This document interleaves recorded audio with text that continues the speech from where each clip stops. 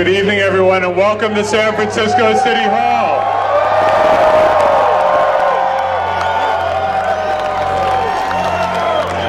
I'm Supervisor Scott Wiener, and 9 years ago, we made history in this building by leading the way for marriage equality.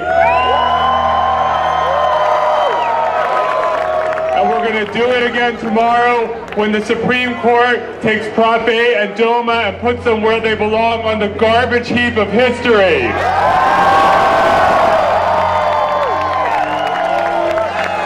And let's hear it for the organizers of this event. They did an amazing job with that march. And without further ado, I'm going to turn it over to one of the organizers, Greg Casson. Here you go, Greg.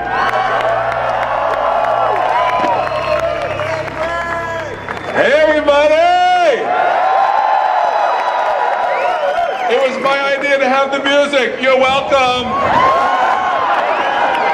I want to introduce some of the people of the planning committee. We got a young, thank you. We got a young woman here named Maddie.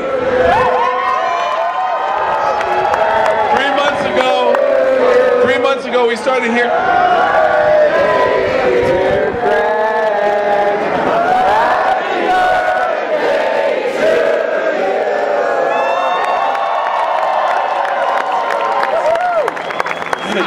That was fucking sweet. Thank you. There's so many people here. I want to apologize for the sound system early on. We're trying to go old school with the megaphone, not. And so now we have this fabulous sound system here. So we want to be able to introduce some of our planning committee members. Planning committee, would you come up here, and people otherwise step over to the side just so that they can be seen? Planning committee people. Hello, don't get shy, get up here. Planning committee, where are you, This is Maddie, 20 years old. Say hi, Maddie. She worked her butt off. She made those beautiful flyers that say Seneca Falls, Selma, San Francisco, Stonewall, San Francisco. This is Maddie, 20 years old. She said, I never even been to Pride. She's been to Pride right here now, right? We got Justin here. Everyone say hi, Justin. Hi, Justin. We got Cyril here. Everyone say hi, Cyril. Hi, Cyril. We got Trey. Say hi, Trey. Hi, Trey. I think half the people here got a flyer from poor Trey, for God's sakes. And Trey was out over, all through the Castro. Thank you, Trey. I want to introduce again our co-planner, Maddie. Maddie and I met one day. We were talking about what we were going to do in response to the Supreme Court and hearing the Prop 8 and DOMA cases. And we were brainstorming like who we should talk to, and as we were walking up the street, we bumped into Cleve Jones. So we had some fun in our planning. It was like we had invented fire. We were so excited about this. So Cleve was lucky enough to get a seat and to actually go to the hearings at the Supreme Court. And so he is so incredibly torn. And so we've sent him photos and we've called him and all kinds of stuff, and he couldn't hear anything. All the screaming. So we want to bring up Maddie to say some words and to read something from Cleve. Everyone say hi, Maddie. Hi, Maddie.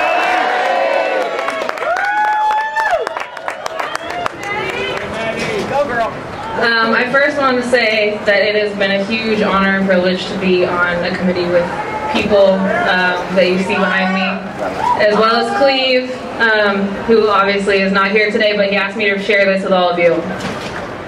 I am in Washington, D.C. tonight and will be attending the U.S. Supreme Court hearing tomorrow morning with our legal team and the plaintiffs in the challenge to Proposition 8. I'm excited to witness this historic milestone, but sad that I cannot be with you in San Francisco, our beautiful city, which has played such an important role in our long struggle for equality. Tomorrow and Wednesday, the Supreme Court justices will hear oral arguments in the federal court cases against Prop 8 and the so-called Defense of Marriage Act. Their ruling, expected in late June, will of course be of great significance, but something of even greater significance has already occurred. We have changed the hearts and minds of the American people. Yeah! regardless of the court's decision, our victory is certain, and I believe that I will live to see equal justice under the law in all matters governed by civil law in all 50 states. We may have months or years yet to fight, but every one of you should know the truth. We have always been equal. Equal in our ability to form and sustain loving relationships. Equal in our ability to create and build healthy communities. Equal in our ability to parent, foster, and adopt. Equal in our ability to serve our country. Equal in our ability to work and support our families. Equal in our ability to care for our parents and grandparents, and equal in our ability to contribute to the global struggle for peace and for social and economic justice. San Francisco has given so much to this movement for lesbian, gay, bisexual, and transgender equality. Our values, once mocked or feared, have become American values. Our heroes, who were beaten and jailed and derided, have become American heroes. Thank you, San Francisco, for all of you who have worked so hard to see this day arrive. I want to say a thank you before the next speaker comes on. How many people have ever heard of Paige Odell? They're all over 50. So, Paige Odell is famous in San Francisco. In the old days, she was the one DJ on the one stage at the Folsom Street Fair when it was real and we were kicking ass. And then she had the box. How many people remember the box? They have their walkers. Anyway, so we want to thank Paige Odell and we want to thank Lamont Young for the music. It was such a freaking blast. So I just want to say thank you. Let's give them a hand. So Billy, what I wanted to tell you is we don't have the connectors to do a sound system from here for music, so we're going to have to use the truck. Is that possible? I can't hear it. Wait. Okay, get it set up so that we can have music later. I know. Sorry, Billy. No? Paige said yes. Thank you. This is so beautiful. Y'all look beautiful from here. Yes. And as we're ready to celebrate and stand here united in faith, I am here as an immigrant, queer Latina, working class, I am here standing united with all of you on behalf of our family coalition of the LGBT Advisory Council under the Human Rights Commission here at City Hall. We are here standing united for the 2 million children that are now being raised by lesbian, gay, bisexual, trans parents in the nation. We are here standing so we no longer have to live in constant fear of being deemed invisible, of our families being deemed invisible, our partners invisible when we get into the hospitals, to the school systems, in every single system we say no, it's enough. We are ready, we are equal, and there's nothing that will stop our families.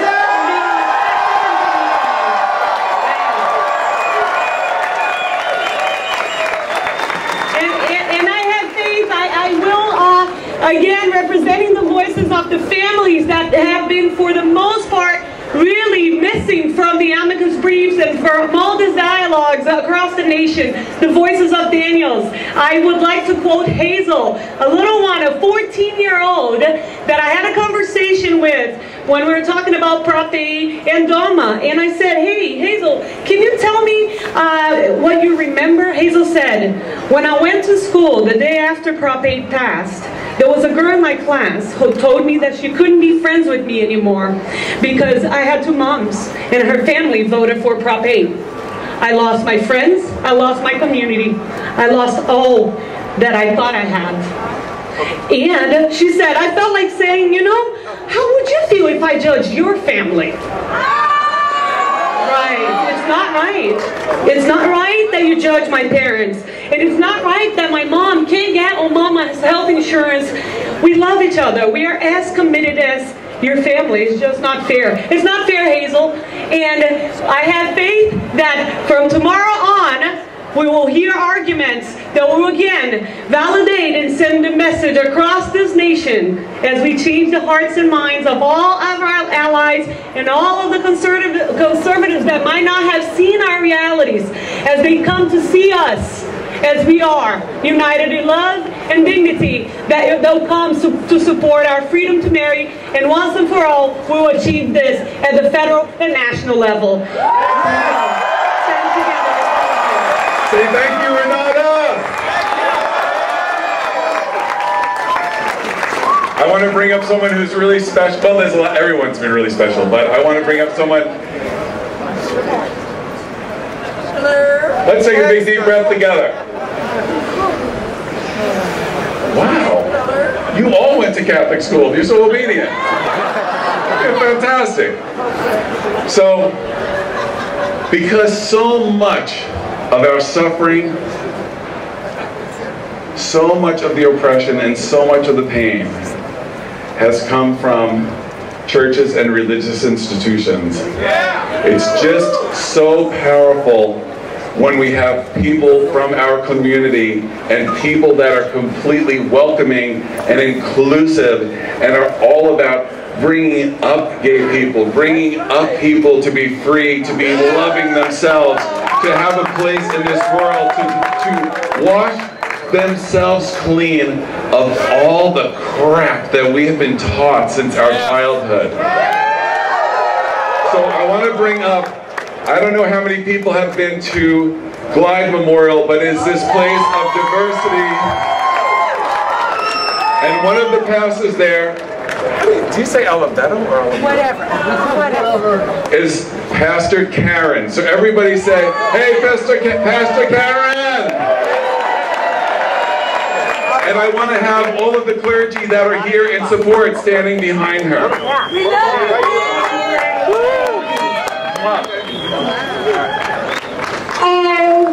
OMG. Will you look around? You are beautiful. Martin Luther King Jr. said that the moral arc of the universe is long, but it bends towards justice.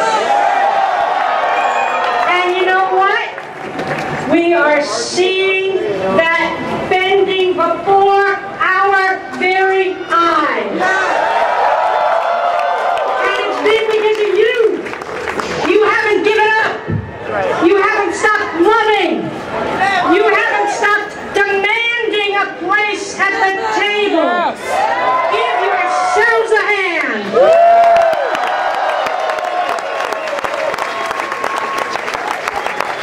Tomorrow morning, the Supreme Court will begin to hear the arguments about Prop 8 and about DOMA, and in spite of what all our opponents are saying, this country is more than ready to embrace marriage equality.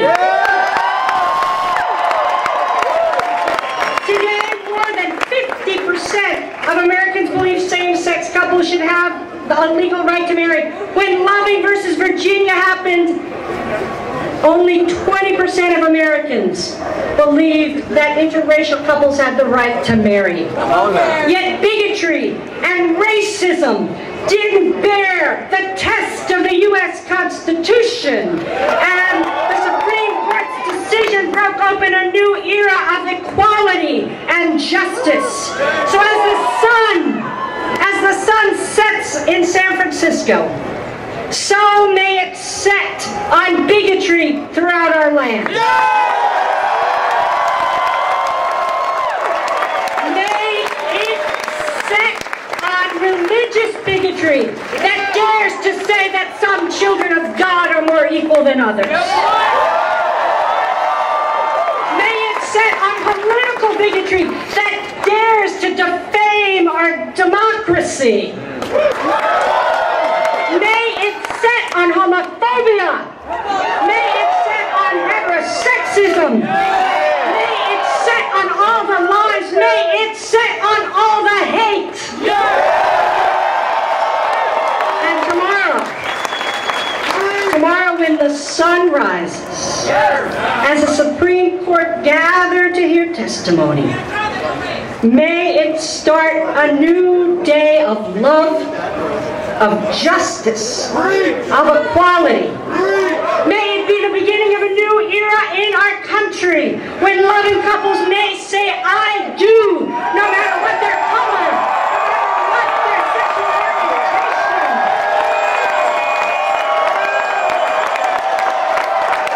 May it mark a day of greater hope, greater joy, greater love throughout our land, and may it be a day when we once again commit ourselves to the work of justice on behalf of our brothers and sisters, our immigrant brothers and sisters, our trans brothers and sisters, our queer brothers and sisters. We are not turning back. We are going to stand on the side of love. Amen.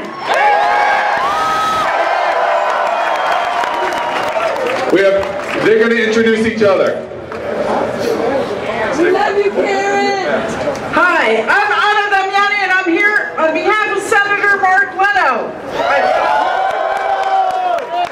I'm joined tonight, in addition to all these wonderful people on stage and down here, I'm joined by the President of the Board of Supervisors, David Chu, and Supervisor Jane Kim, two straight people who are anything but narrow.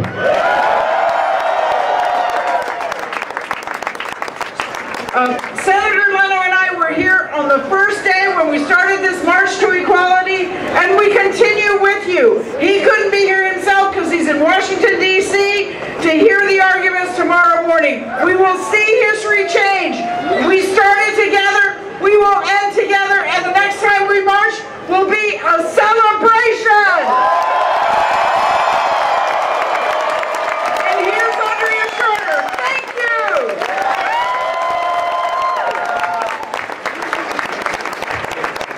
Well, hello. And they said you guys wouldn't show up. Oh, come on now. Let's also take note that this is Passover. This is Passover. And Passover is the symbolic inspiration about liberation, about freedom. Now, for those of you that are new to the idea of Passover, it's really very simple, yet profound. It is about the freeing and the liberation of the Israelites from Egypt, from Pharaoh, from the oppressors. That's why we're here today. Because of the inspiration that is carrying us through, as the President said, through Seneca Falls, through Selma, through Stonewall, and through San Francisco.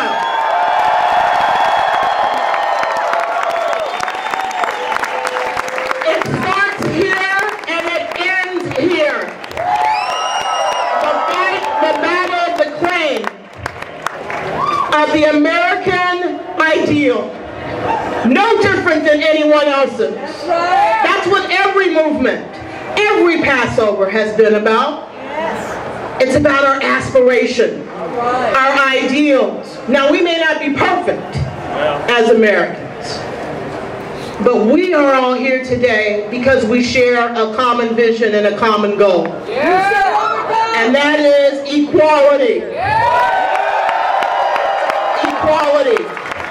We know that separation, that separate but equal, has nothing to do with equality. We know that it is unacceptable. It's un-American. So let's raise our voices tonight and let it carry us through this Passover week. Let us be heard from San Francisco back to Selma, to Seneca Falls, Stonewall, and to the U.S. Supreme Court. Now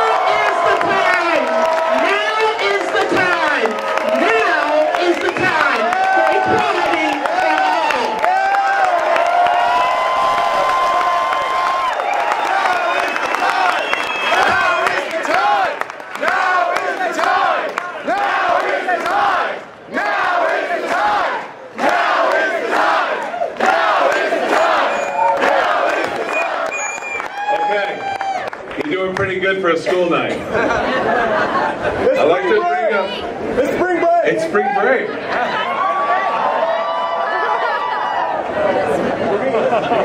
I want to introduce two folks that are here that are going to talk about the challenges of having families and partnerships separated because of the problems of immigration, the challenges of DOMA, and the pain of having a partner that is kept in another country when you're meant to be together. Let's bring up Amos and Marta.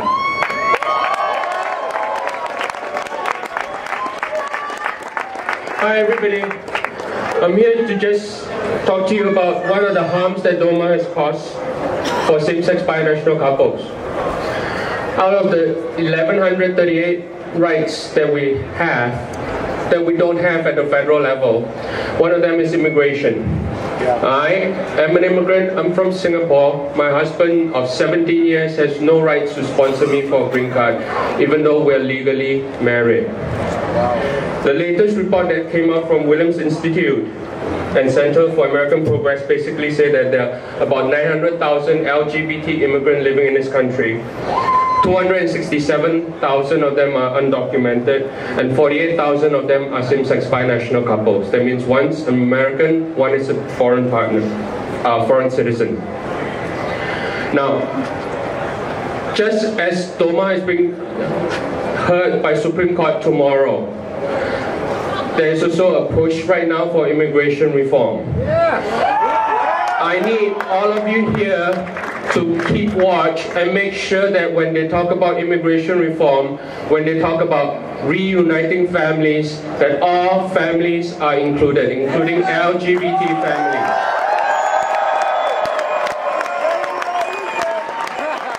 Now, President Obama has already introduced his framework, and we are included in his framework. The Senate Gang of Eight has introduced their framework, and we are not included. So I need all of you, when you go home, please call Senator Boxer, Senator Feinstein, and your Congress representative, whether it's Pelosi, Representative Lofgren, Representative Mike Honda, wherever you live, give them a call and make sure that we are included in comprehensive immigration reform. And I'll leave this to Martha, who is a love exile. Hello everyone, my name is Martha McDevitt-Pugh and I'm a love exile. I am from San Francisco and I've been living in the Netherlands for the last 13 years ago today, because my wife is an Australian citizen, and as an American I do not have the right to sponsor her to be a legal resident because of DOMA. And that's not right. I petitioned for a green card for my wife, and I got a letter back from the U.S. Customs and Immigration Service that said, your spouse is a woman. I knew that, actually. Because your spouse is a woman and because of the Defense of Marriage Act, we are not going to accept your petition, and that doesn't work. So we have an amazing chance with the Supreme Court's case, with Edie Windsor's case, to win our right to live in our own country. And what Amos said, now is the time to check in, not to check out, and to be there for the next 3 months, to tell our stories and to talk to our congressional representatives and make sure that our voices are heard. Thank you very much. Tuesday and Wednesday. Want to say hi, Billy? Hey, what's up? It's a great rally, but it's not enough. It's not over. The Supreme Court meets Tuesday and Wednesday, so we are going to meet Tuesday and Wednesday at the San Francisco Supreme Court building right there. We're going to have vigils from 4 to 8 p.m. both days.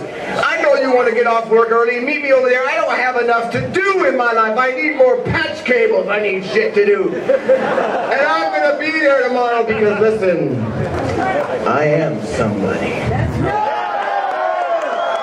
You are somebody. I am somebody. I want you to say this with me. I am somebody. And I demand full equality.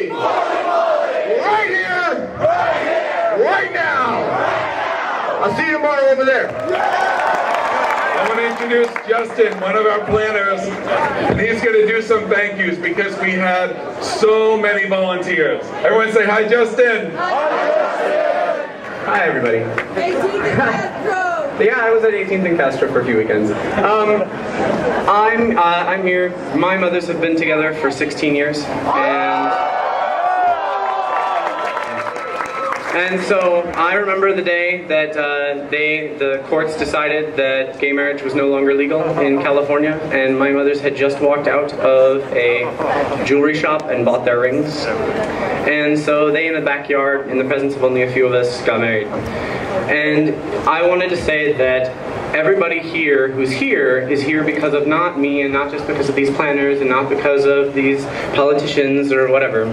They're here because of all the volunteers that worked with us and for us, and I can't imagine having done this without them.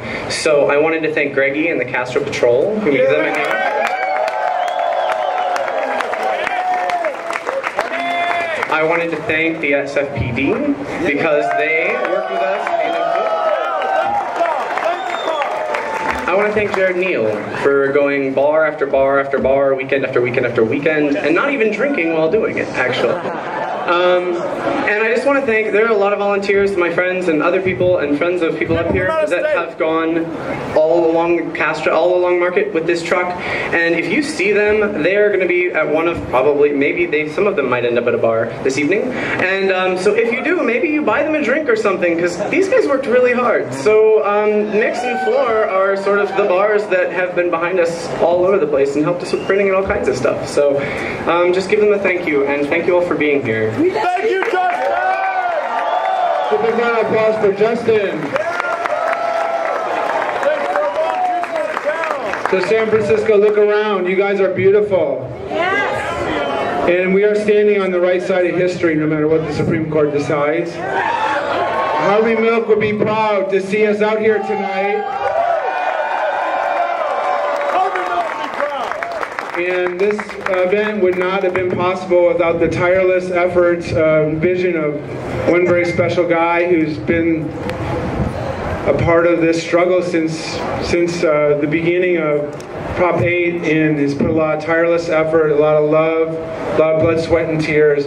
Can we please have a big round of applause for organizer Greg Casson? Yeah!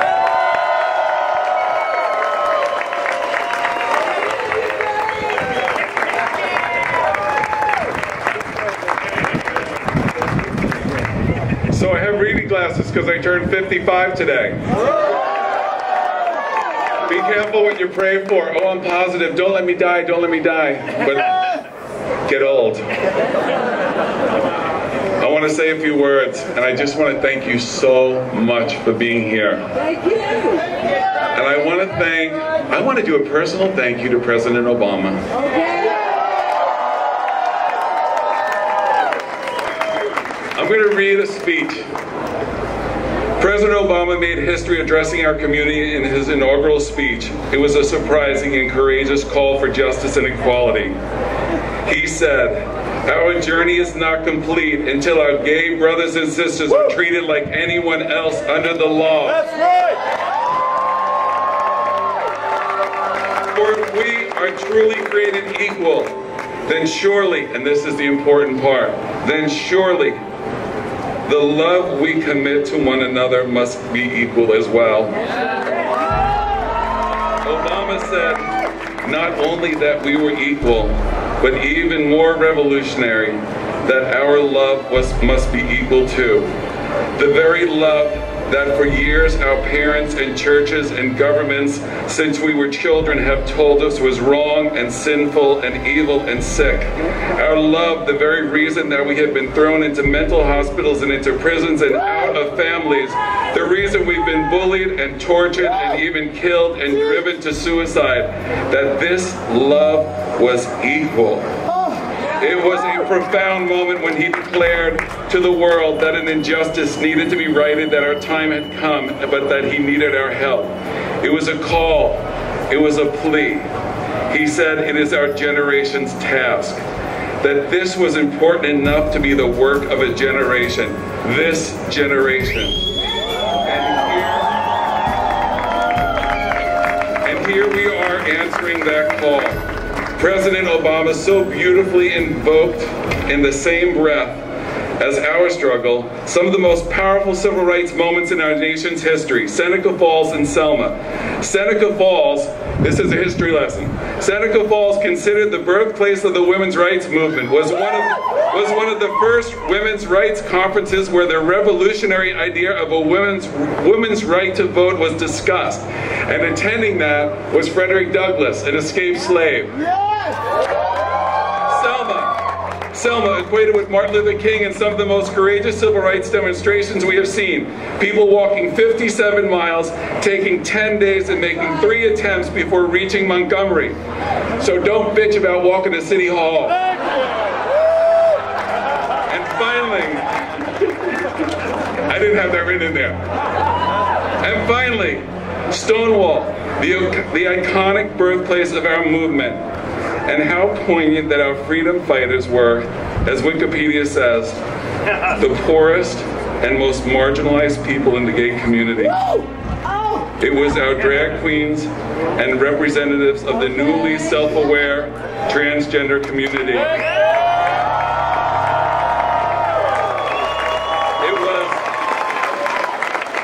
It was effeminate young men. Male prostitutes, and homeless youth. The discarded ones who bore the battle scars of oppression. The Selma to Montgomery March was actually March 25th. This day is the anniversary. But his message, Dr. King's message, could be so perfect for today.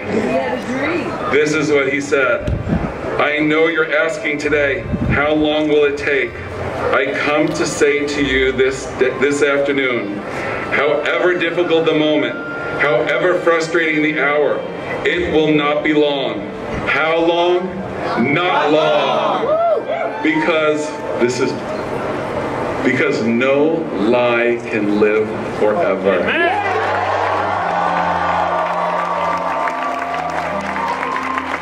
How long? How long? Because the arc of the moral universe is long, but it bends towards justice.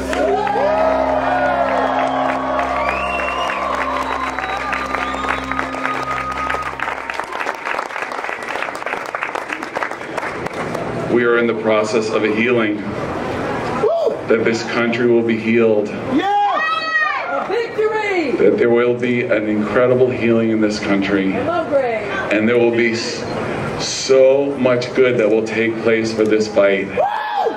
And there will be so fewer suicides and so fewer sadness and so fewer pain. We are in the spot right now of changing this country, of changing this world. We are so grateful to be walking in the same side of history as you guys. Thank you so much.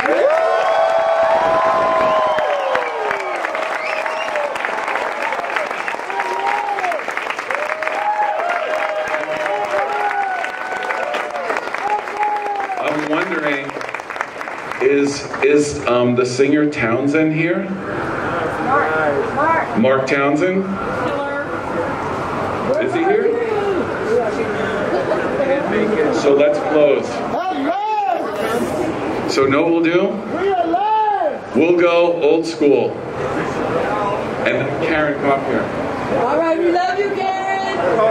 And we'll take hands. And we'll all take hands. I know, so if you didn't have a manicure, you're sorry. You take hands.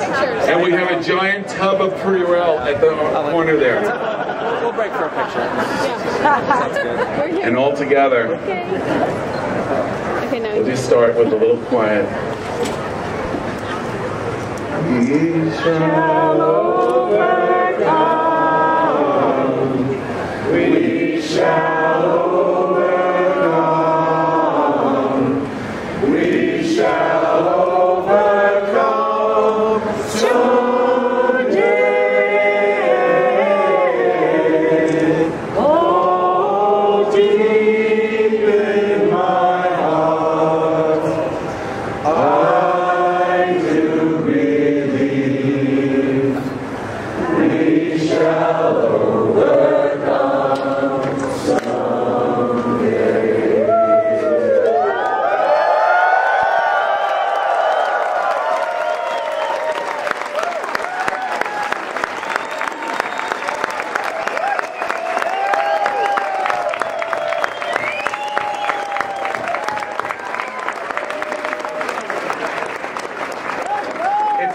hard to say goodnight, but I want to say goodnight. And we had this plan of turning on dance music and just seeing how long we could actually stay, but we don't have the little thing for it, so sorry.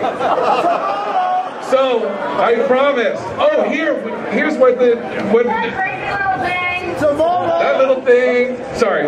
So what organizations around the country have decided is the day of decision at 7 o'clock at night, we take to the streets, the day of decision. Say it again! So you come to Castro and Market Street. We'll have a really great sound system. It'll be like a kazoo, just like today. So everybody, say goodnight to somebody that you don't know on either side of you and go home safely. Thank you.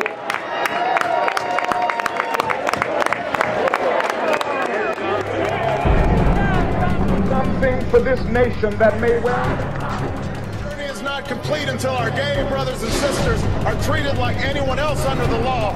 For if we are truly created equal, then surely the love we commit to one another must be equal as well.